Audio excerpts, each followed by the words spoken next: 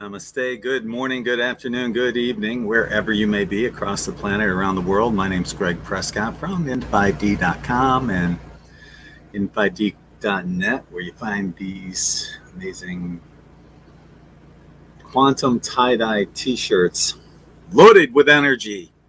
If you guys didn't know, but many of you already do know. What I do, though, is I put dye into I put the gemstones associated with each chakra color into the dye, and then I sprinkle some 99.9% quartz crystal sand into the dye that supercharges the gemstones, so that gets locked into the dye on the shirts. And then before I send them out, that's why I got this bag right here, I sprinkle more of the 99.9% quartz crystal sand onto the shirts. So when you open up your shirts, you're going to have a little 99.9% quartz crystal sand, I believe, is from Atlantis. Yeah. When I go to Siesta Key Beach, well, first, let me, Allie's coming back from an event. She'll be here, hope maybe by the end of this, but definitely for our show at 8 o'clock on Rumble. If you're watching on Facebook, the link's up here. If you're watching on YouTube, it's down here. But yeah, so I sprinkle the sand on the shirts, and it goes all over all over the world. Australia, every country that is out there, we have sent shirts and sand too. So yeah, it's a passion, and I enjoy doing it. I'll be going to the GCIC conference in Orlando in October. I'll be selling shirts there. So if you're going to that conference, stop by, say hi. You can see the shirts up front. I mean, even this doesn't do justice. I see my sister joined. She has a bunch of shirts, and she'll tell you the same thing. As cool as these look, they look even better when they're in your hands and right in front of you. So hi to Caesar. Can you guys talk about how every continent on planet Earth is controlled and how civilization is dumbed down by programming, enslaving the brainwashed minds? Yeah, that might be a good thing to talk about at 8 o'clock when we're live and uncensored. But here on YouTube, we got to tippy-toe around all these great topics. So yeah. Hi, kind spirit. Thank you for joining. Of course, my sister Tara. Hi, Claudette. How are you? And there's Bella. I also have many, and the t-shirts are amazing. The shirts are amazing. Yes, they are. Thank you, Bella. Yeah, you never know where inspiration is going to come from some of these shirts. One time, my daughter was over and we were making shirts, and she combined burgundy with yellow on her spiral. And when she was rinsing it out, that's like my favorite point when you're doing tie-dye, just rinsing it out, because it's your first peek at what the shirt's going to look like. But when she was rinsing hers out, I looked at it, I'm like, wow, it looks like fire. And what came to me was fire element, and that's when I started doing all the elements. This is the earth element right now that I'm wearing. But you never know where inspiration will come from. This one is camouflage, and that came out because I was doing an earth element, a quantum earth element, which is earth element with black on top, kind of striped sporadically throughout. This one, that's a quantum earth element. And the black that I was using wasn't the same black that I normally use, and it came out more like this, which is gray. But when I put it on that shirt to make the quantum earth element, it turned that shirt into a camo shirt. So now I'll, I'm that'll be a new shirt that'll be coming out, camouflage. So you just never know. You just never know. This one was supposed to be like that one. That was originally what I was supposed to that I was going to make, but I used that black that didn't. That's not black like that, but it came out so cool. So I'll be putting this one out as well on In5D. So yeah, I haven't came up with a name for that one yet. Okay, so hi to Marejo. You got to roll the R's, right? She's like, no, you don't have to. Marejo. Hi, Tina. How are you? Hi to Jane joining us on Facebook. Lion Angel Light talking about, you know what, on Rumble. Oh, yeah. Yeah. Oh, it says global predictions. Very good. Thank you.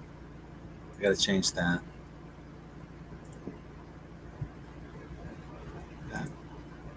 That.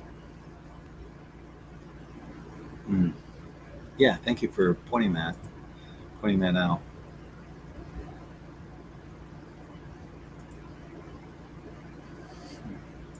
We'll go there. Okay, cool. Right on. Oh, I gotta put this up too. There we go. A little banner below. All right, cool. Thank you, brother. Appreciate that. I love the gray and pink. Beat this. Yeah, it looks cool. It really came out fantastic. Love it. I love my black and pink one. That was actually the first black and pink that I ever made. My sister wanted that as a custom made shirt. I made it for her. But I thought, well, shit, I like that too. Because you kind of have like, the black for the grounding, the pink for maybe divine feminine. So the black could also be masculine as well. So still have that balance there. And, I'm not afraid to wear pink in a shirt because I've got several shirts that have pink in it. I don't care. It looks cool. It's cool. And that's all that matters. Hi to Karmic Vibes and Debbie Porter. Thank you for joining us. Claudette says, I finally got Rumble to work. Yeah, we're almost up to 1,000. We're getting there. Almost up to 1,000 subscribers there. So if you haven't subscribed, please do. Let me check it out. See what we got going there. Excuse me. Okay. I'm on there right now. 941 followers. Right on. Thank you, everyone that's following In5D on Rumble. Appreciate it.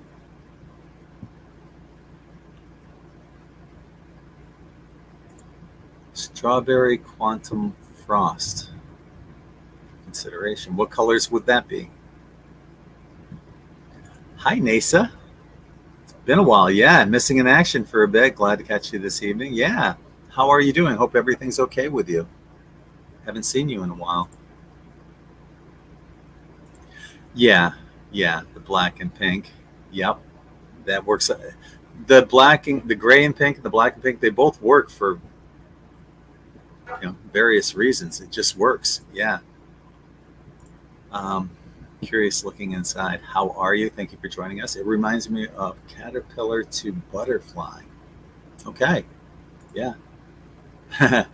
Yay! It's uncensored and live Rumble Thursday. Yeah. Right on. I was about to say strawberry sunset. Oh, the gray and pink on my left. Yeah. Okay. Strawberry quantum frost. Yeah. I like that. What do we got going on here? It's only 7:45. We're going to be going live on Rumble in 15. She'll be here. She had an event. She told me ahead of time, Allie, that she wouldn't be here for the pregame, which is what we kind of call it. But I've been working on fantasy football and uploading a new article to In5D, formatting a bunch of stuff that I do in the background. I did a mid-month energy report that I posted yesterday for our Patreon subscribers of 1111 or more. So thank you to everyone who's subscribed on Patreon. Appreciate it. Helps me get through another month with bills. Thank you.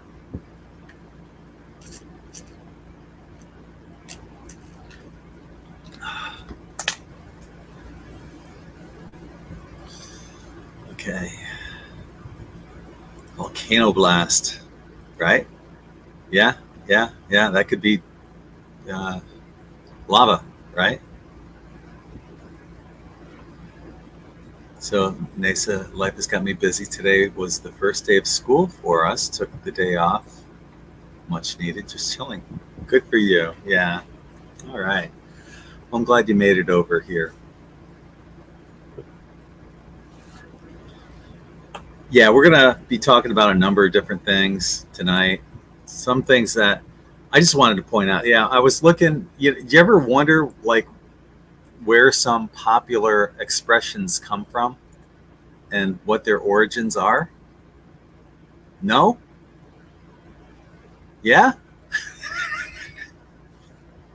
Well, I do. I don't know why, but, just something. What got me on this was, and I made a video, a short on it, was, when Allie said, I'm going to get on my soapbox or get off my soapbox. It's kind of obvious where that one came from. Back in the day, people would stand on soapboxes to elevate themselves so they could be heard from a wider range of people. Okay? So that actually, that actually dates back to the 19th century, where soapboxes were often used by street preachers and other public speakers to address crowds. So 19th century. Here's one. It's raining cats and dogs. Kind of an odd expression. Who would say that? Why would they say it, right? It's raining cats and dogs. Why not, bunnies and squirrels? Why cats and dogs? Obviously, that means it's raining very hard. The origin dates back to the 16th century. Cats and dogs were often seen scavenging for food in the streets during heavy rain. It's raining cats and dogs. Lots of dogs and cats out there. Yep. I never really liked using this next expression, but to kill two birds with one stone. Where do you think that would come from? Kill two birds with one stone. Most of us have used that expression at one time or another, but a lot of us don't even, we'll say it because it's an expression. It's not like as if we're hoping to kill two birds with any stones, right? But that means to accomplish two things at once. Two birds with one stone. The origin of that expression is unknown, but it dates back to at least what they believe, to the 16th century, when a skilled hunter could kill two birds with a single shot. It takes one to know one. You are just as bad as I am. That's basically what that one's saying. And it takes one to know one. That dates back to the 17th century. It takes experience to recognize someone else's flaws. Now, here's another one with birds in it. A bird in the hand is worth two in the bush. What does that mean? Right? The hell? Bird in the hand means bird in the hand is worth two in the bush. The meaning behind that is it's better to have something you can get than risk getting nothing. So there might be two birds in that bush. You might not get either. But if you already have one, you're good to go. The origin dates back to the 15th century. It's easier to catch a bird that's already in your hand than to chase after two that are in the bush. Now, some of you ladies would probably understand this one. I wouldn't have known anything about this, being a dude. But a stitch in time saves 9. Okay. I would have never guessed, and that means, basically it's better to take care of a small problem now than to let it become bigger later. The origin of that one goes all the way back to the 4th century.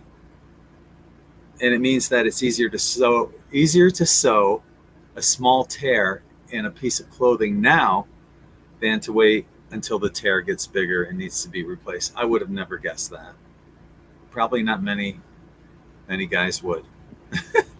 And I don't get sexist on me and all that crap.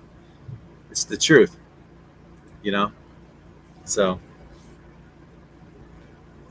it's like me asking most women, not all, what's the penalty for a legal procedure in football? Most women probably wouldn't know that. So, or, anyway. There's a couple more. Don't count your chickens before they hatch. And that means don't celebrate success until it is actually achieved. So, you'll see like people playing poker or something like that, and they think, they got like 4 kings, which is a great hand, but it's still beatable. But they might go all in, and then somebody has 4 aces or a royal flush, and you lost everything. Don't count your chickens before they hatch. That dated back to the 16th century. A farmer who counts his chickens before they hatch may be disappointed if the eggs don't hatch or if the chickens don't survive. So until they actually are born and are walking around doing their chicken thing, you don't have any. You just have eggs, right? Let me see. I've got a bunch of them. I'll just do one more.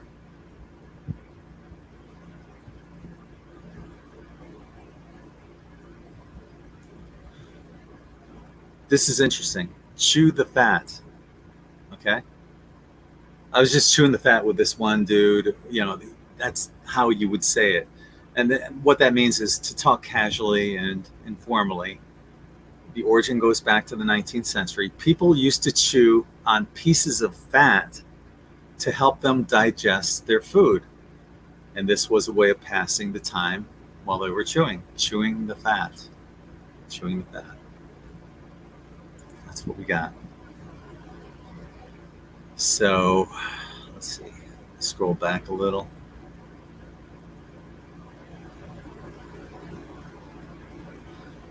Hello to Sarah. Thank you for joining me. Ellie will be along here soon for the 8 o'clock show.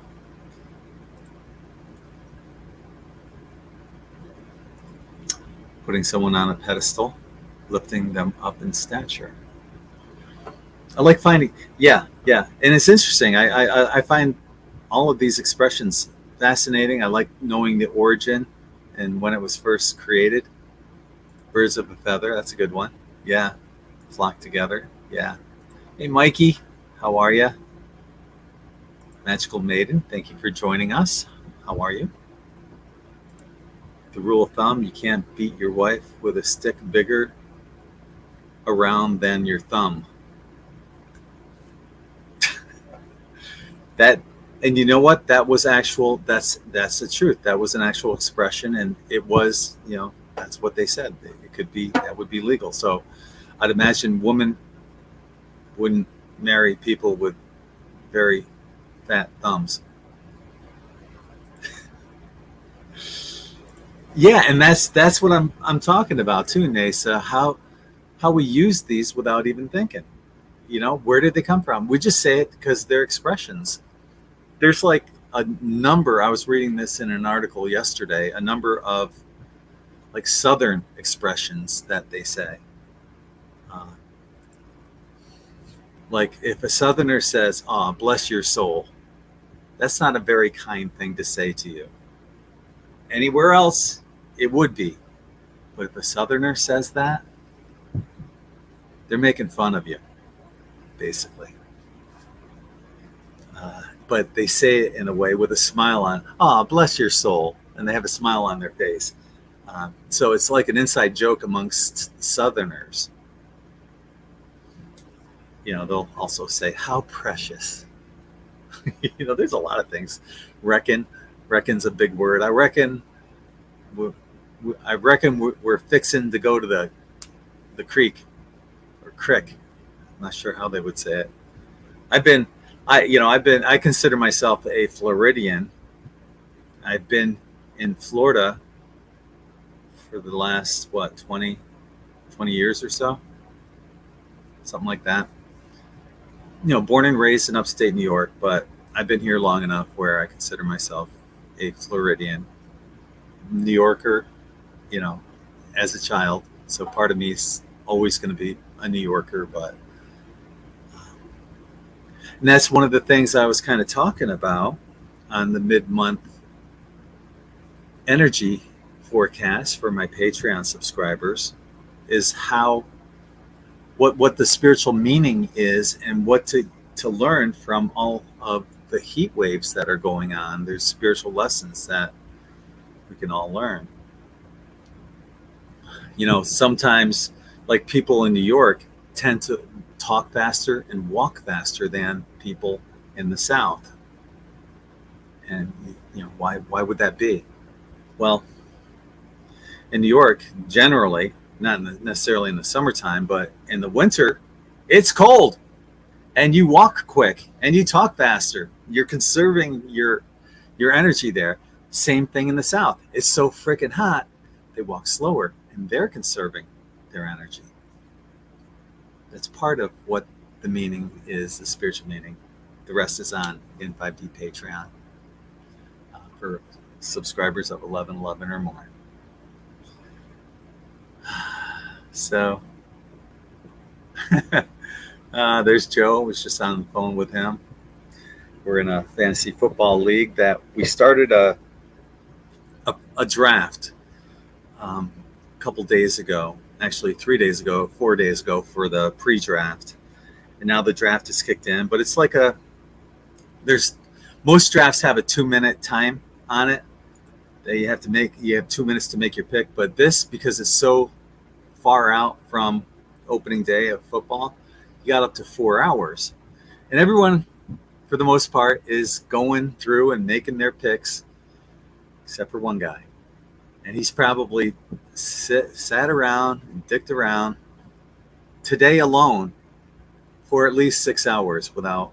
And he's saying, "Oh, it's the app," and no one else has an issue with the app, just him. But it is what it is. And that's part of the lesson of the heat in the summer. Slow down. Doesn't matter. So. Bless your little heart. Yep.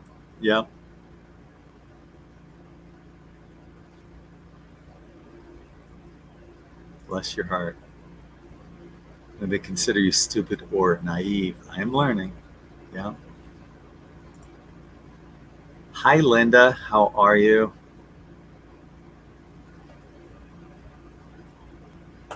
It's freaking hot here in Alberta, 34 Celsius. I have no idea what that is in. I'm pretty sure it's pretty hot, but I don't know what that is in Fahrenheit. So anyway, it's 8 o'clock.